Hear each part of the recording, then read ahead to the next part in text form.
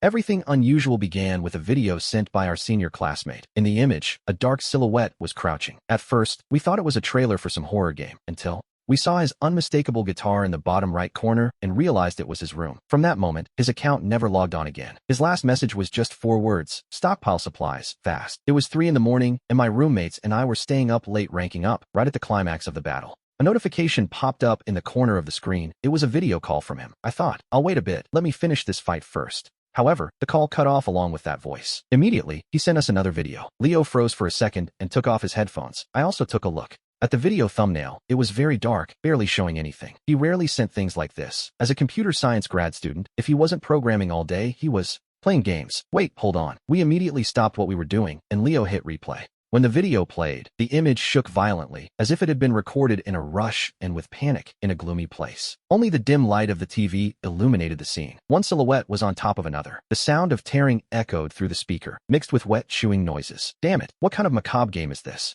Did Arthur drop his bag of chips? Enough already. Are the graphics really that realistic? Simon said, adjusting his glasses. It must be Unreal Engine 5. But I remained glued to the screen. Feeling a chill run through my soul, the video kept shaking. But there was an instant where I clearly saw what was hanging on the wall. It was a commemorative banner from our university's cybersecurity contest. That was his room. Leo rewound the video frame by frame. There was no room for doubt. The banner, the pattern of the blanket on the sofa, and that unmistakable guitar in the corner. It was definitely the same place. The same place where we went to crash for food last month. In the final seconds, the camera turned and his face appeared on screen. Then, everything went dark. Our room fell into a silence so deathly we could hear our own breathing. Don't panic. It's probably just a joke, but the bag of chips in his hands was completely crushed. I messaged him immediately, unread. I called him, out of service. I checked his game status. His last time online was 10 minutes ago, exactly when he sent us that video. Look at the group chat. He had also sent the video to our alumni chat, but he deleted it almost instantly, leaving only that message. Stockpile supplies, fast. No explanation, no?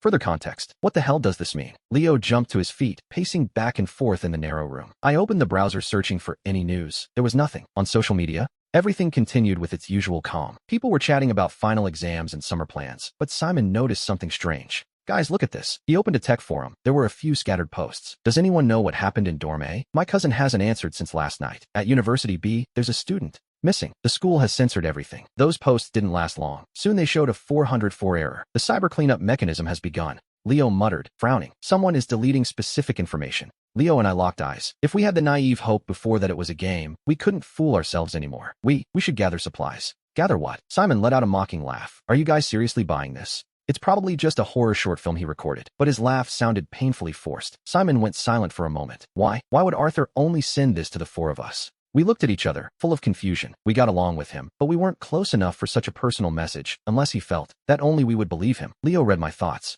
Because we were all video game addicts. We had seen countless zombie movies and played 1,000 survival games. If the end of the world really came, we would be the first to react. Whether it's true or false, let's prepare just in case. Prepare what? Simon was still struggling to process it. If the situation wasn't sinking in yet, focus on the essentials. I opened my notes app. Food, water, medicine, tools, and a location. We need a safe shelter. The observatory. The university observatory was on the roof of the classroom building, and normally, no one ever went there. The president of the astronomy club had the key, and the president happened to have gone back to his hometown last week. The spare key was in the security booth, but the guard always fell asleep. Focus on the situation. Watch the situation as night falls. Let's split up. Frank and Simon, go to the cafeteria. Buy food. Leo, you handle finding information. Find out if there's anything else out of the ordinary. And I'll go for the key. Wait, I stopped them for a second. If all this is real, are we just going to believe it blindly? And if it's a misunderstanding? Leo looked at me with overwhelming seriousness. It's better to be safe than sorry, even if it's a prank. If it's a prank, we just spent some money. He didn't finish the sentence, but we all understood.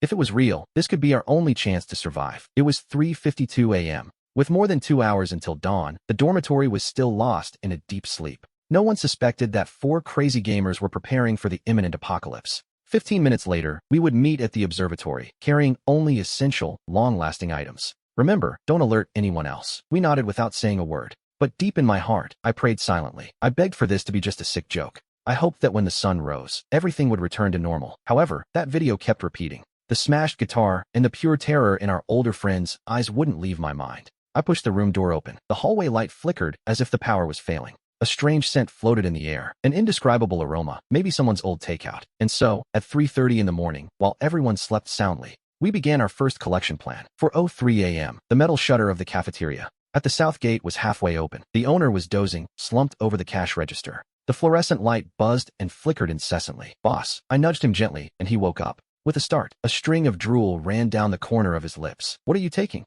"Beef jerky." "Emergency rations?" "Give us everything you have with a long expiration date." "Going camping at this hour?" "It's for military training." I lied. The instructor called an emergency. Pure nonsense, but the owner didn't care. Yawning nonstop, he pointed to the shelves. "Take it yourselves. Pay with the QR code." I pushed the cart, moving fast through the aisles. The chocolate had to be high in cocoa to stave off hunger, and the beef jerky had to be vacuum sealed to last. The rations, though dry, satisfied like a full meal with just one bite. Salt. Salt is essential. He was right. Salt doesn't just add flavor. It also disinfects and preserves food. I grabbed 10 bags of salt and tossed them into the cart. Lighters. I remembered the logic. In video games, fire is the key to survival. 3 boxes of lighters, 5 flashlights, and batteries too. Like a compulsive obsession, I emptied the bottom shelf. There was inventory the owner had forgotten, old deals with expiration dates over a year away. "You're taking all that?" The owner finally perked up, eyeing the overflowing cart with suspicion. "4 groups are marching together." I lied on the spot. "It's our turn to buy the supplies." I pulled out my phone to scan the code. $3,247. My entire budget for 2 months. But this was no time to be cheap. "Wait a second." The owner stopped us suddenly. "Is something going on lately?"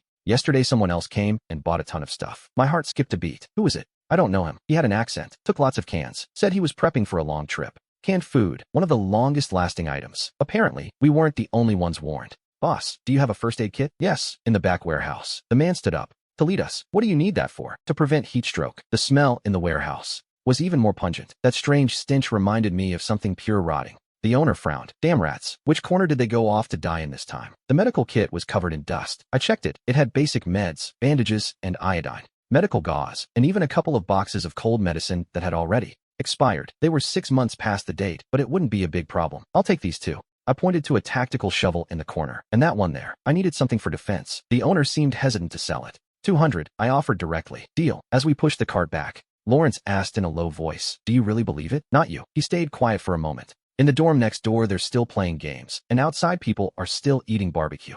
If something were really happening, it wouldn't be this peaceful." "The North Zone is 20 kilometers away," I reminded him. "News takes time to spread, but there's nothing on the internet." "That's exactly why it's so terrifying." We took everything to the observatory. Old Man Dave was there, waving a bunch of keys triumphantly. "Did you find anything?" I asked Leo. He shook his head. Social media in the North Zone stopped updating at 2 o'clock in the morning. The last post was someone complaining about a blackout, a power outage, something very common, but at the same time, terribly unusual. The cafeteria warehouse. Dave looked at his watch. "The back door. Last time I helped the janitor repair the lock, I learned how to open it." The back door was in a narrow alley, always crowded with barrels of leftovers, giving off a nauseating smell. But tonight there was an eerie stillness. You couldn't even hear the stray cats rummaging through the trash. The padlock was very old. I forced it a few times with my Swiss Army knife, and it gave way immediately. The warehouse was overflowing with rice, noodles, spices, and a huge freezer. "Taking the rice isn't realistic," Leo analyzed. "It weighs too much. We'd attract too much attention." "Dehydrated vegetables." Leo pointed to a corner. "The ones they use here for soup expire in 2 years." "Excellent idea." We stuffed 10 bags of vegetables into our sack and added soy sauce, vinegar, and oil. We poured the oil into empty, clean soda bottles. The freezer was full of meat. I hesitated for a second, but decided to wrap several cuts in multiple layers of plastic to bury them under the sand on the roof. "It will keep them in good condition for a while." Leo suddenly froze and pointed behind Dave. "What is that?" We turned abruptly. In the dense darkness of the warehouse, something was moving very slowly, in a strangely rigid way. It looked like a rat. Leo let out a sigh of relief. "It's just a sewer rat." Indeed, a fat, chubby rodent emerged from the shadows. But it moved very strangely. It would take 2 steps and then spasm, foaming at the mouth. "It's poisoned," Lawrence deduced. Suddenly, the rat accelerated, lunging straight at us. Its eyes were bloodshot, showing its sharp fangs. Out of pure instinct, I acted. I raised the tactical shovel and brought it down with all my strength. Whack! The rat was crushed against the floor, splashing black blood everywhere. An unbearable stench flooded us. It was sick. "Could it be rabies?" I replied, though in my heart I feared something much worse. If even the rats were infected, then hurry up and clean. It's almost dawn. We picked up the pace. Pressure cookers, steel trays, and several airtight bags with zippers. As we passed by the fire cabinet, Lawrence smashed the glass and took a CO2 extinguisher. "This will serve as a weapon." On the 3rd floor of the lab building, in the chemistry lab, the door was locked, but the window was still open. Lawrence smiled smugly. He slipped through the window and passed us several bottles of alcohol, 75% medical grade. "Medical grade, be careful." I took the bottles. "This stuff is extremely flammable." In the 1st floor infirmary, the doctor on duty was gone, maybe to the bathroom. We quickly looted the medicine cabinet. Fever reducers, anti-inflammatories, gauze, iodine, all basic meds. But in a crisis, they could save our lives. The thermometers reminded me of Sarah. And the masks, of course. If this was a virus spreading, we needed them. Masks would be our first line of defense. We cleared out every single one in the infirmary. We gathered 5 large boxes in total. Returning to the observatory, the eastern horizon was brightening. We were exhausted, lying flat on the floor and panting like dogs. We need something else.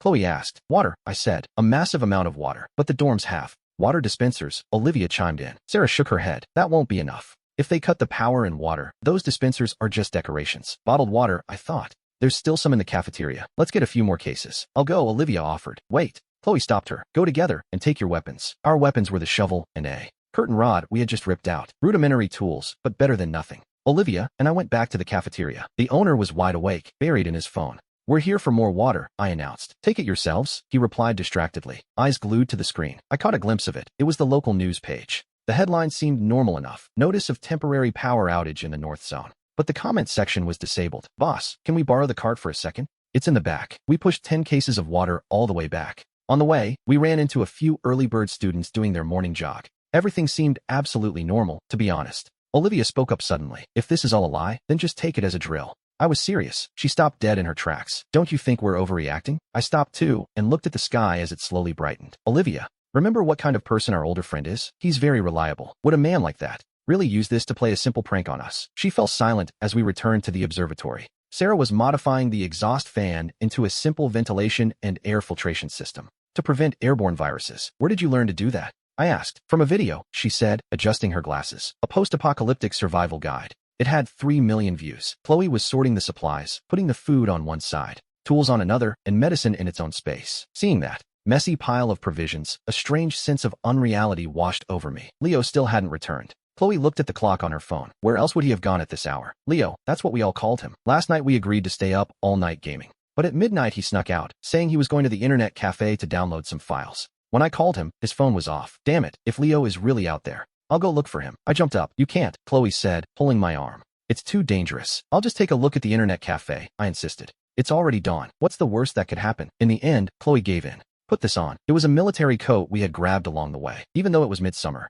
thick clothing could prevent any skin contact. It seemed a bit excessive to me, but I put it on anyway. 10 minutes, Chloe warned me. She spoke in a stern tone. If you're not back in 10 minutes, we're leaving. Understood. I pushed open the observatory door. The hallway was in total silence. Only my own steps could be heard. The elevator was still working. Everything seemed normal, but I knew that before the storm, a terrifying calm always reigns. And we, probably, were the first to feel which way the wind was blowing. 6:23 a.m., the internet cafe across from the school. The lights were still on. The air was thick with the smell of cigarette smoke and instant noodles. I opened the door, and the familiar clatter of keyboards flooded my ears. I walked through the rows of computers. Most people were playing video games. The screen light reflected off their faces, their expressions as listless as if they were in another universe. Sure enough, Leo was sitting at station 23, wearing headphones. His eyes were bloodshot and his fingers were still moving. His typing was fast. The screen was full of code and data. Leo, I touched his shoulder. He jumped and took off his headphones. Alex, why did you come all the way here? You're really asking that? I lowered my voice.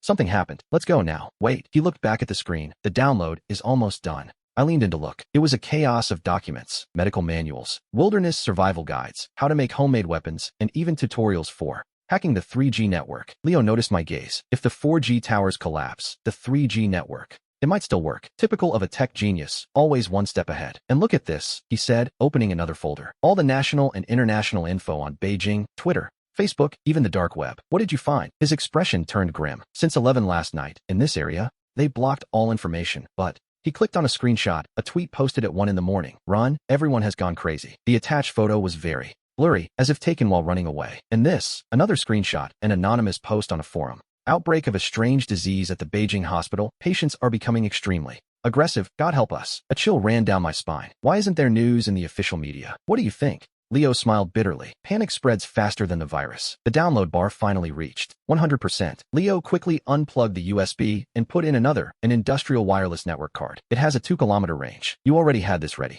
I'm also in our friends group. He adjusted his glasses. He's gone. When I saw his message, I knew something was wrong. We walked quickly out of the internet cafe. It was already dawn. The food carts were already selling. The aroma was delicious. Everything seemed so normal. Leo suddenly pulled me. Look, at the school's main entrance, there are several patrol cars. Police were talking to the security guards with very tense faces. Let's go through the back entrance. I pulled him to take a detour. The back entrance never opens, but the fence is very long. No problem. The back entrance has a gap that all the students know. As soon as we slipped through, we heard the loudspeakers behind us. Attention, students. Due to equipment maintenance, the school will proceed this morning with a power cut. We jogged without stopping to the observatory. Seeing us, Ryan sighed in relief. You're finally here. How are things outside? Not good. I told them everything we had seen. Sarah was still in denial. A blackout, it's just that. In summer the power always goes out. A summer blackout doesn't attract that many police, Leo corrected her. Ryan looked at his cell phone. It's 7:40, 20 minutes left. 20 minutes for what? For the blackout. He stood up. If they really cut the power, we have to hurry. In the next 20 minutes, we seemed possessed. We charged every possible device and filled every container within reach with water. And we checked the supplies one more time. Leo spoke suddenly. It will be very cold at night. Where do we get blankets? The mats. Sarah hit her forehead. There are some in the sports room. He and Ryan ran to get them. Leo and I stayed behind to continue organizing the provisions. The observatory wasn't large, but it was enough for the four of us. We covered the windows with newspaper, leaving just a slit to look outside. At 7:55, Ryan and Leo returned with the mats and a bunch of other things. Jump ropes to use as cord, weights as weapons, and a couple of balls we didn't know what to do with. In the last 5 minutes, I looked at my phone. We sat on the floor in a circle, no one saying a word. The atmosphere was as heavy as the sea before a storm. If it really is the end of the world, what do you regret most? Not having ever fallen in love, Sarah answered first. Not finishing my life goals. Not finishing my video game, I said. Not going home. Leo let out a laugh. I regret not finishing my instant soup last night. Everyone laughed. It was a brief laugh, but it dissipated the fear a bit. At 8 o'clock sharp, the lights went out. Not just the observatory. The entire classroom building went dark. Outside the window, we heard the complaints of the students. Some were cursing the school, but we knew this wasn't just any blackout. The radio. Sarah turned on the radio she had prepared and tuned into the emergency channel. Through the static, the announcer's voice was vaguely heard. Oh, words from a standard official statement, but that just proved how serious the situation was. I approached the window and carefully lifted a corner of the newspaper. The students below were starting to gather, whispering among themselves. Someone was talking on the phone. Their expression went from doubt to absolute terror. There's still a signal. Ryan checked his phone, but it's very unstable. The towers are overloaded, Sarah analyzed. Everyone is online looking for news. I updated my social media. The screen took time to load, but I managed to see some posts. Everyone was asking about the blackout, nothing more. Suddenly, a sharp scream tore through the silence. It sounded far away but very clear, a shriek of pure terror. We looked into each other's eyes. Then, another scream, this time, much closer. At 6:03 in the morning, a piercing scream broke the calm of dawn. The moment Ryan stood up, I snapped my eyes open, my heart beating 1,000 miles an hour. The others in the observatory also woke up startled. Ryan's hands were still trembling, and his face was as pale as paper. His voice was barely a whisper. The second scream echoed, closer this time, seemingly from the dorms. Chaotic footsteps followed, the sound of things falling. He approached the door, and Ryan stood up. There were even growls like wild beasts. We got up quickly, everyone to their post. Leo, check the doors. Sarah, come with me to the roof. Upstairs, the first rays of the sun were just appearing. At this hour, the early rising students would be out running on the track, and the cafeteria would smell like fresh soy milk. But today, the entire campus was plunged into a disturbing silence. No, it wasn't. Silence. Leo pointed toward the dormitories, and Ryan stood up. The crash of breaking glass wouldn't stop. People were screaming for help and pounding desperately against the doors in the dormitory building. In Building 5, third floor, someone leaned halfway out the window screaming for help. Immediately, something dragged him back inside. Damn it, I cursed, unable to contain myself. There were more of them every second. Windows were lit up with moving shadows, but in seconds, the lights went out one by one. Don't look anymore, I told myself. Stop looking. Sarah pulled me down. We have to go see how Marcus is doing. And what happened to him? Then I remembered. Last night Marcus went to the lab to calibrate some equipment and hadn't returned. His phone was off, and his last location was the science building. We looked out the window toward the science building. It wasn't far, less than 200 meters in a straight line, but right now, those 200 meters could be the line between life and death. I'll go find him. I grabbed the things I needed most.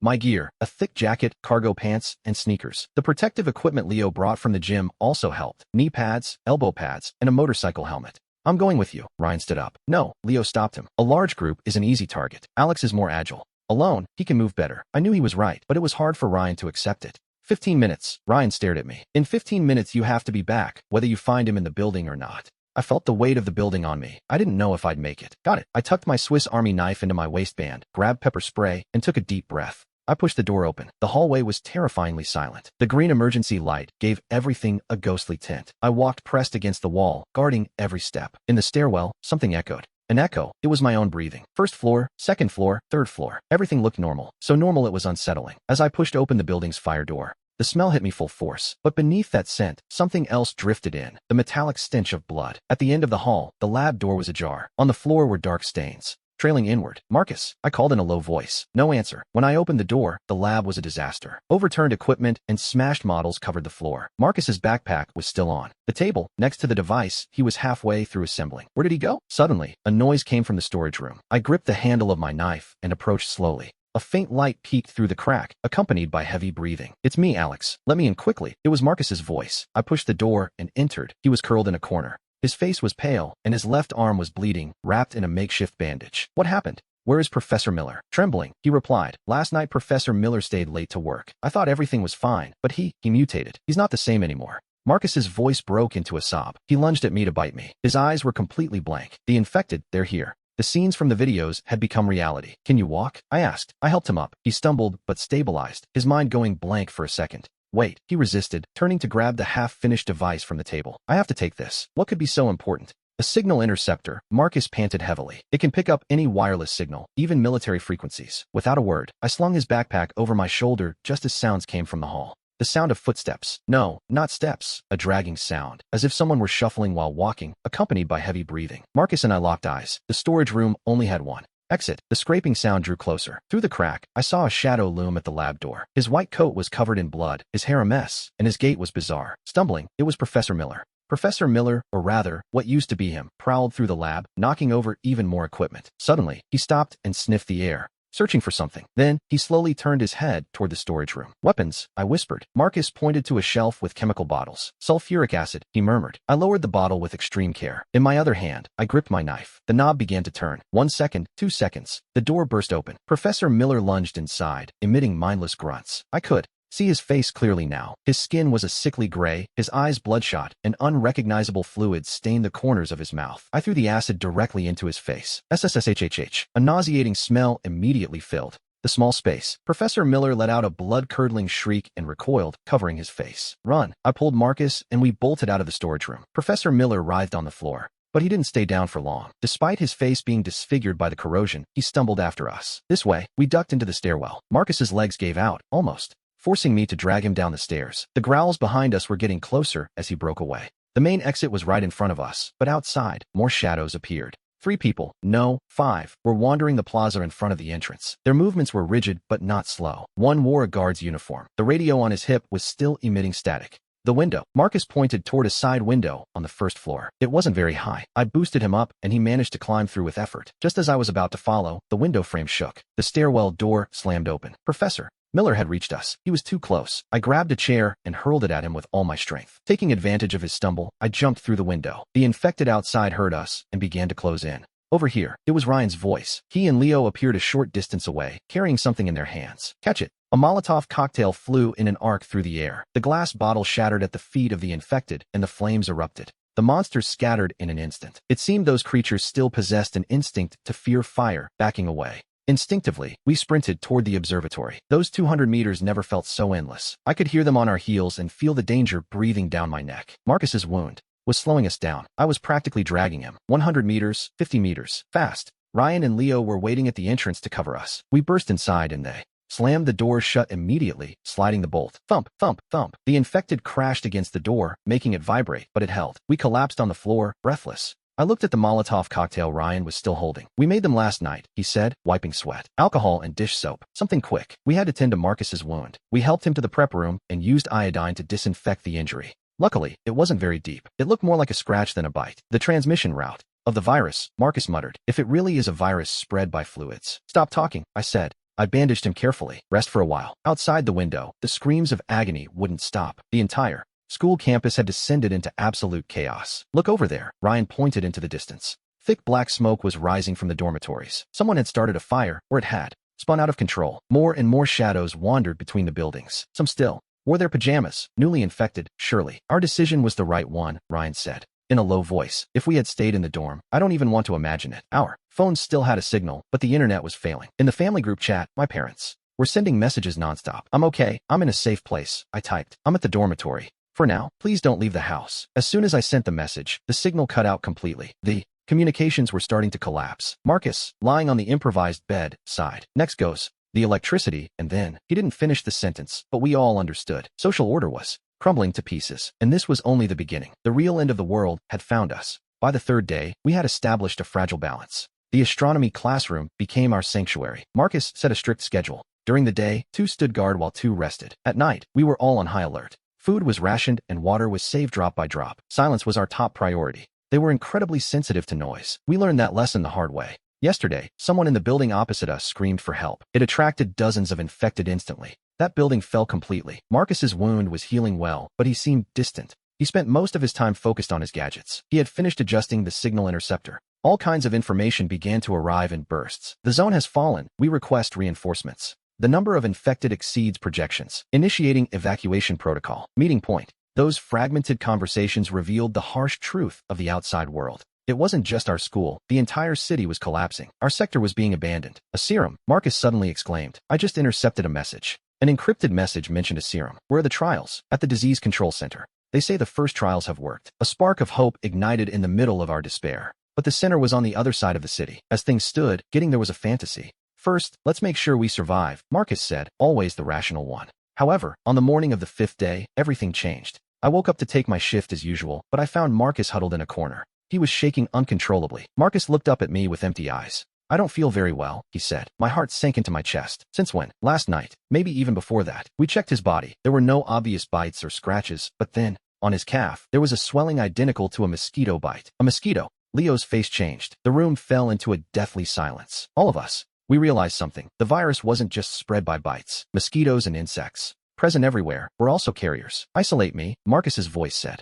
He sounded extremely weak, but firm. Lock me in the storeroom. No, Leo shouted. What is this? It's the only way. Marcus stood up, staggering. I could feel it. That thing was burning like an uncontrollable fire inside his body. We had no other choice. We turned the storeroom into a temporary isolation zone. We left food and water at the door. Marcus went in on his own and locked it. He spoke his last words. Use chains, use whatever you find to secure the lock. In that moment, my hands were shaking. The next 12 hours were absolute torture. We could hear it. Moans, thuds, and growls that no longer sounded human coming from inside. Leo tried to open the door several times, but we stopped him. He didn't want to become that monster, I told him. With bloodshot eyes, I said, it was his choice. Suddenly, I remembered Leo used to handle the night patrols on the roof, that roof full of weeds. It was all my fault. I punched the wall hard. If only I had cleared that grass sooner, but it was already too late for regrets. Sophie, Leo stammered. Let's go find Sophie. We still have a chance. Ryan and I exchanged looks. Going to the disease control center meant crossing a fallen city. After all, what were our real chances of surviving?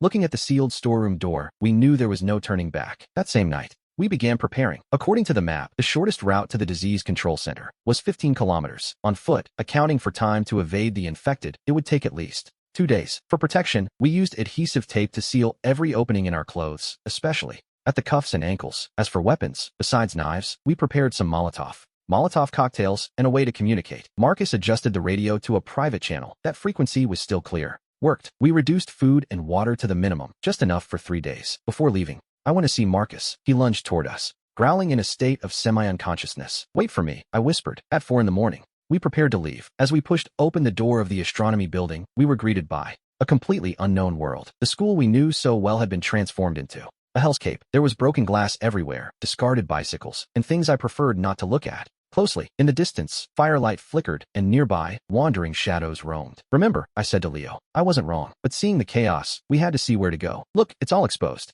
The situation was desperate, with no solution in sight for this nightmare. With our packs on, we began our transformation into survivors. Moving as a pack, focused and incompressible, we were ready to face the immense unknown ahead. While I covered the rear, the school's south gate was our target. It was the closest exit, but also the most dangerous, usually the most crowded spot. Listen, Leo said, suddenly crouching. In the small plaza ahead, there were more than 10 infected under the moonlight. Their twisted bodies and unnatural movements were clear. Some still wore their uniforms. They were clearly students infected just yesterday. Let's take a detour, Ryan decided, pulling us back. We had no choice but to retreat. Choosing a longer but relatively safer route, we crossed through the classroom building. We went around the library and avoided the cafeteria. Every familiar corner was now completely warped. The library windows were shattered across the floor, and the interior was pitch black. As we passed, I thought I saw something moving between the shelves. Don't look, keep walking. Finally, we reached the perimeter wall. There was an old side gate that was always locked, but Ryan had studied the structure of that lock a long time ago. Give me 3 minutes. He took out his tools and began to pick it. I turned my back,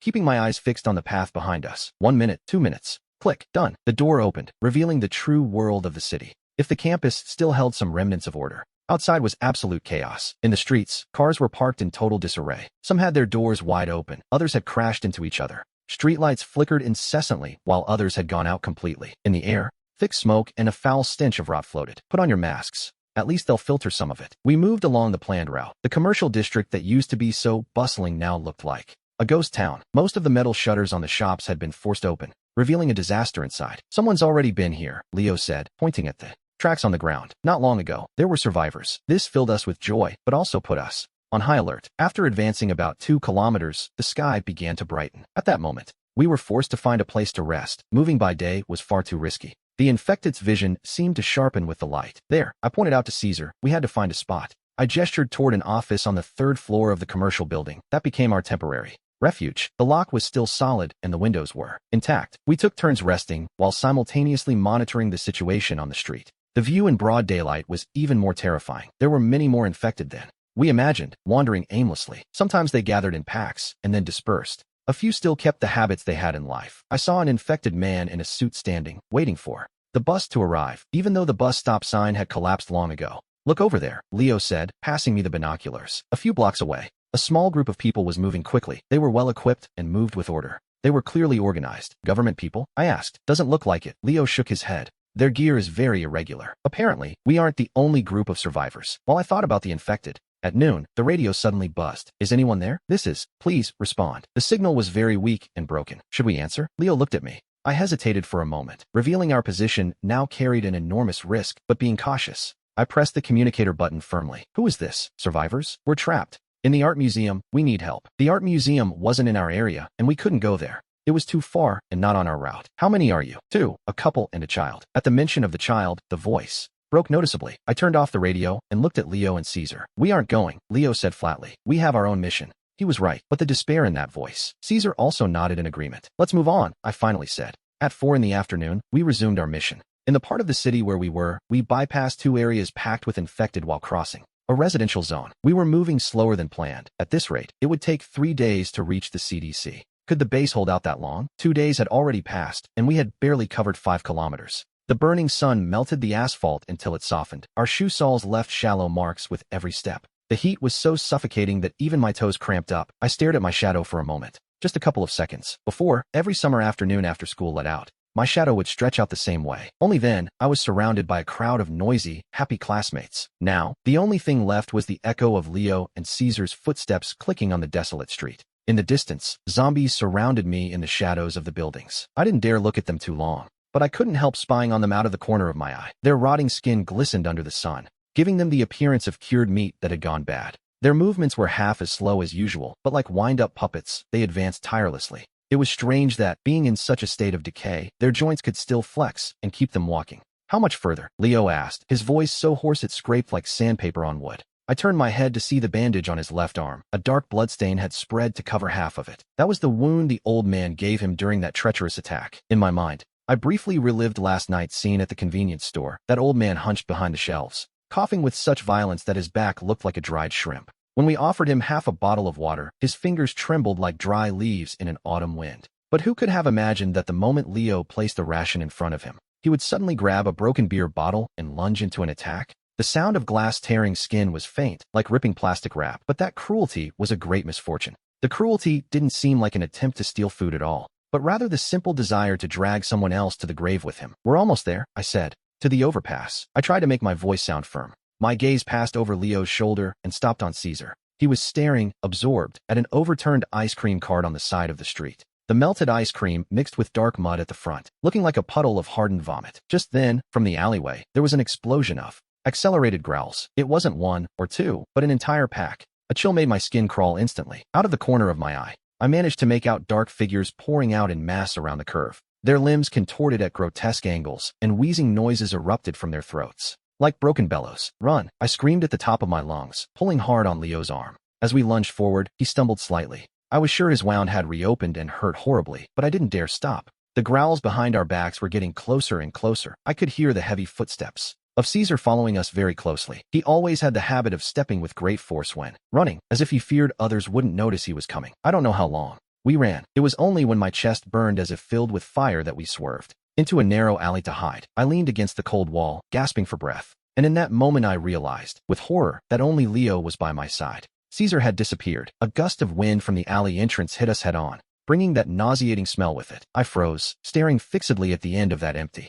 passage. I felt as if an invisible hand were squeezing my heart. How was it possible that he hadn't caught up to us? When I turned a moment ago, I had seen him clearly right behind us. Had he tripped? Or maybe. I didn't dare think about the moment he was left behind. But I didn't dare keep thinking about it. Leo leaned against the wall and coughed violently. Each jolt sounded as if he were going to expel his lungs. Suddenly, I remembered the day we locked Arthur in the warehouse. He also coughed in such a fierce way. The teller area of an abandoned bank had become our temporary refuge. We sealed the metal door from the inside. I pulled out my dagger and cut Leo's bandages. The edges of the wound had turned a deep black. We could no longer heal it. He panted and laughed at the same time, a laugh flooded with despair. Leave me, go find Sophie, or shut up. I slapped him. The sharp crack echoed in the narrow space, reverberating until my ears ached. In reality, as soon as I hit him, I regretted it immediately. He was already in unbearable pain, but I couldn't control myself. If I let him keep talking, I feared I would also end up breaking down. I felt like I was about to collapse too. We had made it through so much. I looked him firmly in the eyes, trying to put some steel in my voice. We're only halfway there.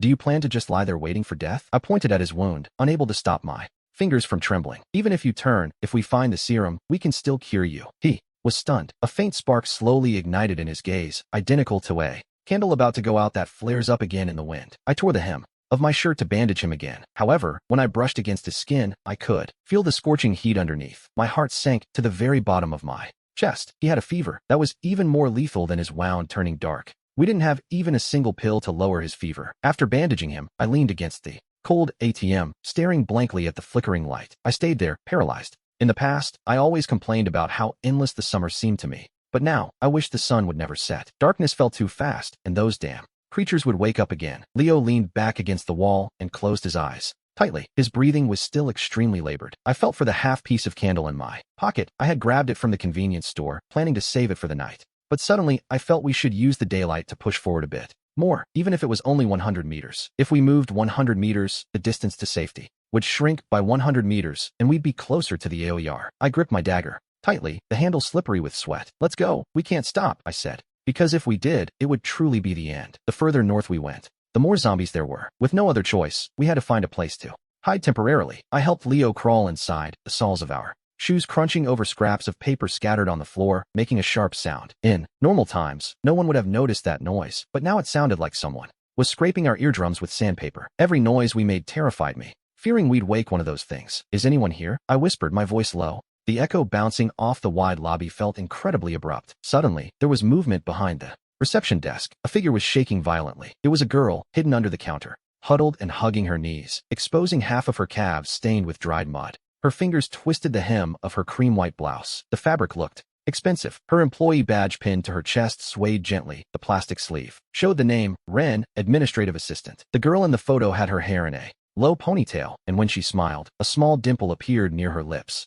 Stop calling out, she said with a trembling voice. Her eyes darted over us, stopping on Leo and me. Seeing his blood-soaked bandage, her pupils instinctively contracted. You're not those monsters. I didn't answer and pointed to Leo's arm. Is there a pharmacy? He has a very high fever. She pursed her lips, looking toward the glass doors. Right across, diagonally, there's a 24-hour pharmacy. But yesterday, I saw 3 of those things blocking the register. They just stood there, motionless. She paused, then stepped aside, revealing the emergency exit sign right behind her. If you take the fire escape and cross the back alley, you can go around through the pharmacy's back door. The lock on that door has been rusted for a long time. One kick will open it. I stared at her for about 2 seconds. This building had been besieged for at least 3 days. The fact that she had managed to survive until now, if it wasn't pure luck, then it was because she was much cleverer than she looked. Why don't you? I'm waiting for news. She lowered her head, gently rubbing her badge with her finger, touching the dimple in her photo. The boss said that he would send a car for us. Her voice slowly faded away, until finally, it vanished into a sigh as light as a silk thread. In that moment, I didn't know whether to call her a lucky soul protected by heaven or just a fool with incredible luck. In this situation, she still believed her boss's promise. Stop talking, let's get out of here now. I supported Leo, and we passed by her. She fell silent for a moment, nodded, and stepped forward to show us the way. We followed her through the fire escape, the rust on the railing. The iron railing scraped my hands, leaving a rough and uncomfortable sensation. Leo's breathing was getting heavier and heavier. He was leaning almost his entire weight on my shoulders. I could feel his skin burning, as if I were pressed against a hot iron. If we didn't find medicine to break his fever before the wound worsened, The high fever would end up taking him down first. Rin walked in front, her steps very light, but she always managed to avoid the loose steps on the right during the descent. As we passed through the second-floor hallway, she stopped dead and pointed toward the window. Look, that's the apartment I rented. On the 6th floor of the building opposite, a lone light flickered. The curtains weren't fully closed, so you could still see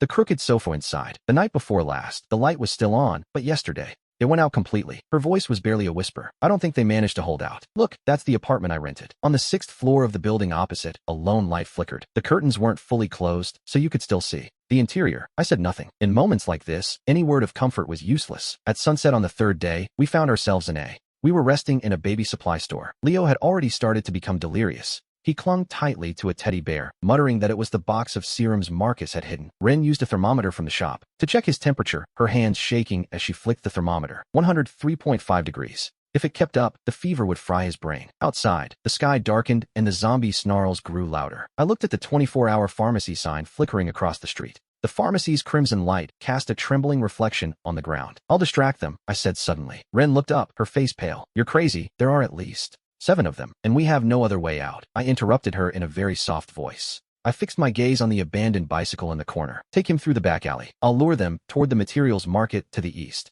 There are plenty of alleys there to lose them. Before she could reply, I put on the heavy military coat. The thick canvas brushed my neck, smelling of old camphor. We had taken it from the warehouse. It used to be a burden, but now it was our only salvation. See that red water tower? I asked, pointing to the horizon. The sunset was dying behind it. In 1 hour, wait for us there. Give whoever is missing 3 hours. As I climbed onto the bike, the rust on the seat left a deep scarlet stain, like blood, on my pants. I took a deep breath and rang the bell. That crystalline sound fell like a stone into dead waters, waking the corpses in front of the pharmacy. They moved, turning their faces slowly. I pedaled with all my soul. Out of the corner of my eye, I saw Ren helping Leo into the alley. I felt an immense relief as the wind whipped into my military coat. My back was already soaked in sweat. Those creatures followed me, dragging their feet, tireless in their dark hunt. When I reached the cobblestone crossing, I braked hard. The road was completely blocked. A mountain of scrap metal and wrecked cars rose before me. A truck hung dramatically at the top, right on the edge of the abyss. A zombie in a suit was still trapped in the window, hitting the glass with a dull, hollow thud. I would have to climb.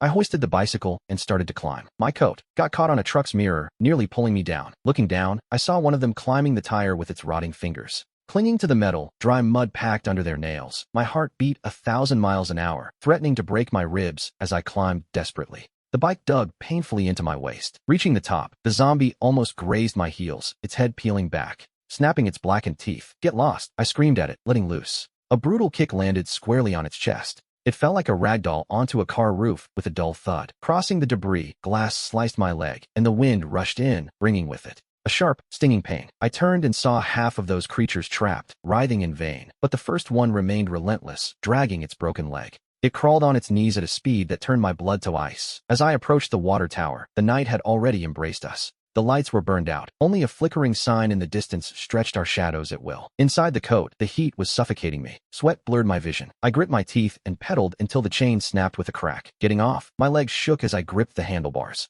Amidst my gasps, I heard those dragging footsteps again. The one with the broken leg was only meters away. I ditched the bike and stumbled toward the tower. Every step felt heavy as lead. Reaching the base of the tower, I made out 2 silhouettes in the shadows. It was Ren and Leo. Ren's voice choked on a scream of pure terror. I followed her gaze and saw the crawling creature less than 5 meters from me, its rotten eyes fixed on me. Suddenly, roars echoed through all the alleys, closing in from every front. I hadn't led them away. I had cornered them right toward us. As I realized this, my vision blurred. The coat felt like it was choking me, and a buzzing drilled into my ears. I wanted to yell at Ren to escape with Leo, but my voice died in my throat. Falling, I saw Ren run desperately toward me and Leo trying to stand. Their faces faded, leaving only the zombie. It kept crawling toward me. This is the end, was my last thought before losing myself in the darkness. Opening my eyes, the intense smell of iodine flooded my senses, returning a thread of light to my clouded mind. Leo was in front of me, wrapped in clean white bandages, and though he looked pale, his gaze shone with clarity. Seeing me wake up, a flash of relief crossed his eyes. Water,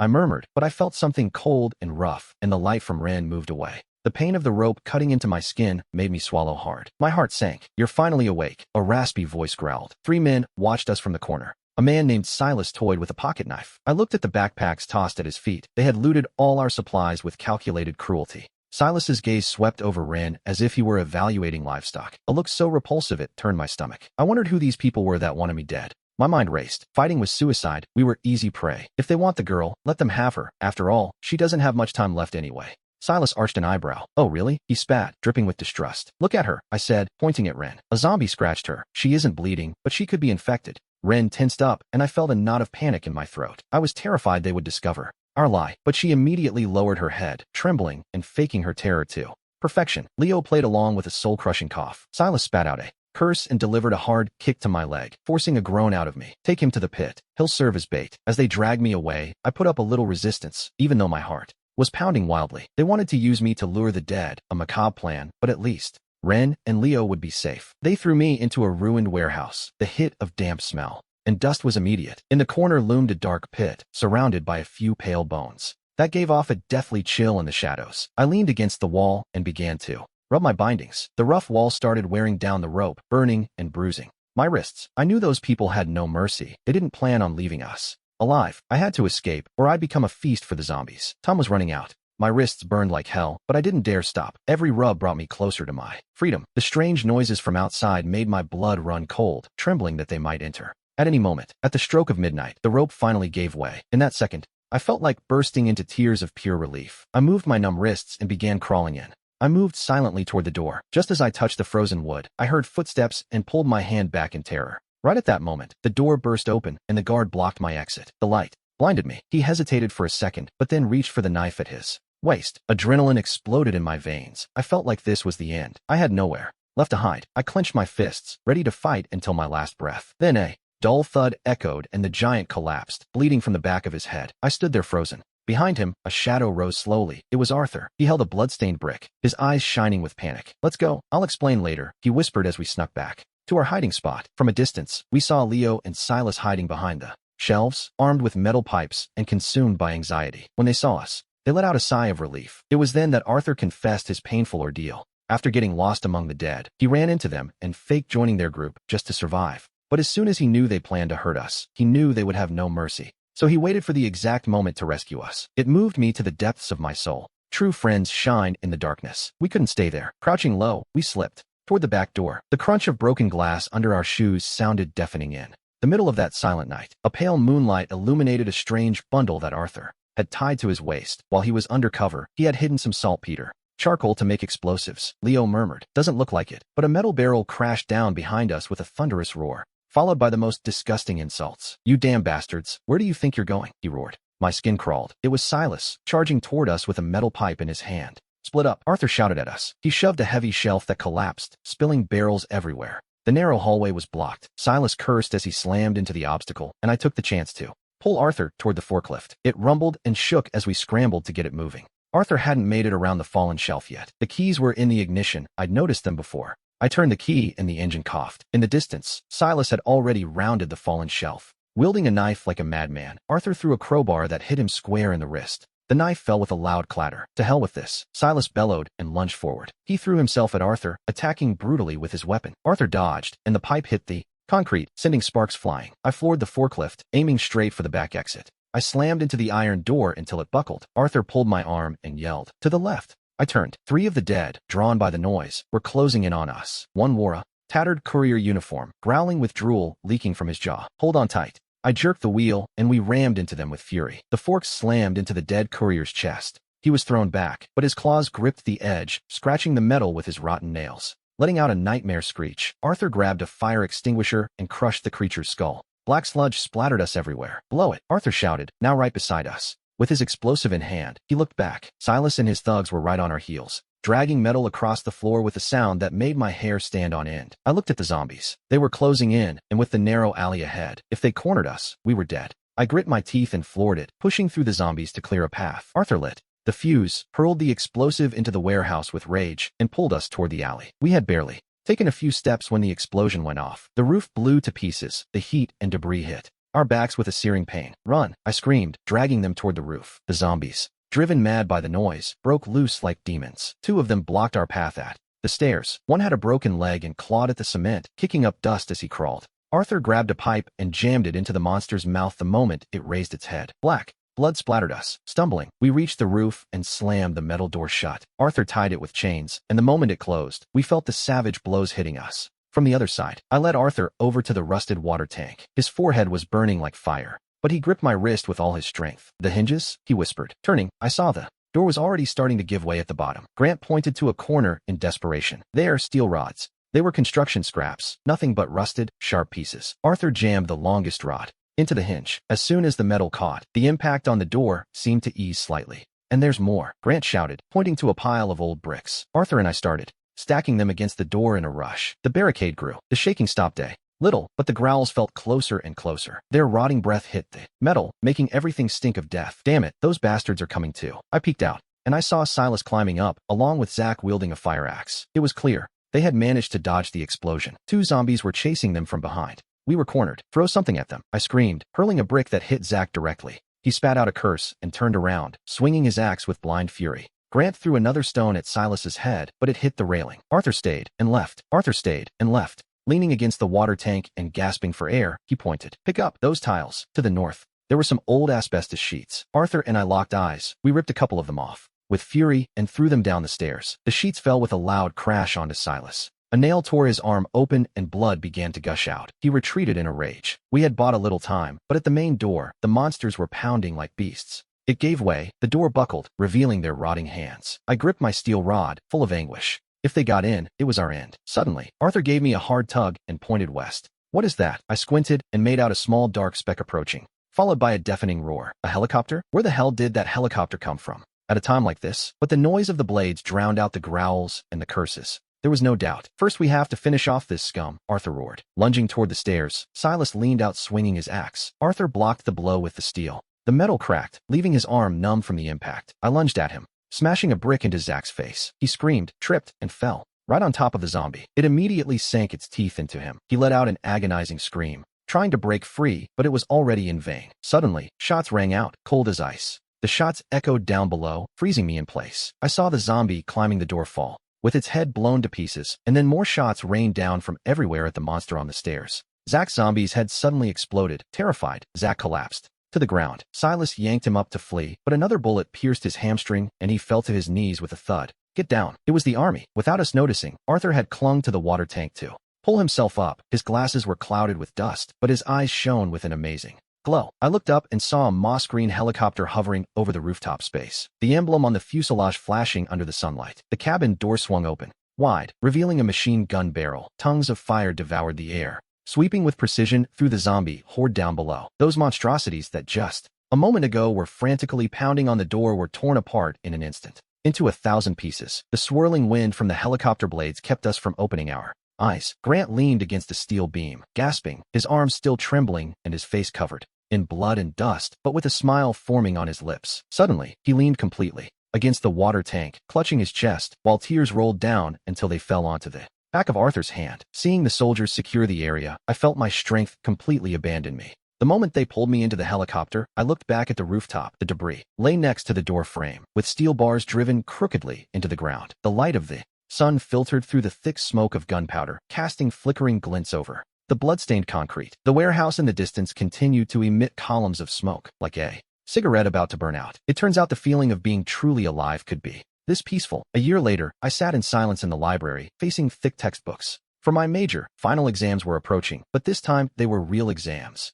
Not the end of the world anymore. My phone vibrated nonstop with group messages. "OMG. The basketball team is the champion. No way, incredible. We have to celebrate tonight. Congrats, but Grant and I have a date tonight. We can't make it." I had to respond. "Give it a rest already. You guys have dates every day?" Those small daily jokes filled my heart with a peculiar warmth. The library speakers resonated softly. "Today is National Epidemic Prevention Day. Let us honor the memory of those who passed and express our deepest gratitude to the heroes who rose up regardless of the danger in the darkest moments." Arthur and I locked eyes through the window. On the sports field, students were running and playing ball. Everything was so simple and familiar, but deep down, we all understood that this peace was paid for with blood and tears. That tragedy took too much from us, but it also taught us invaluable things. To prevent disasters, to value the present, and most sacredly, we learned to keep our faith in a bright dawn intact, even in the bleakest moments. Because we are human, because we carry wisdom, courage, and immense love inside. Because even if the world falls apart, we will always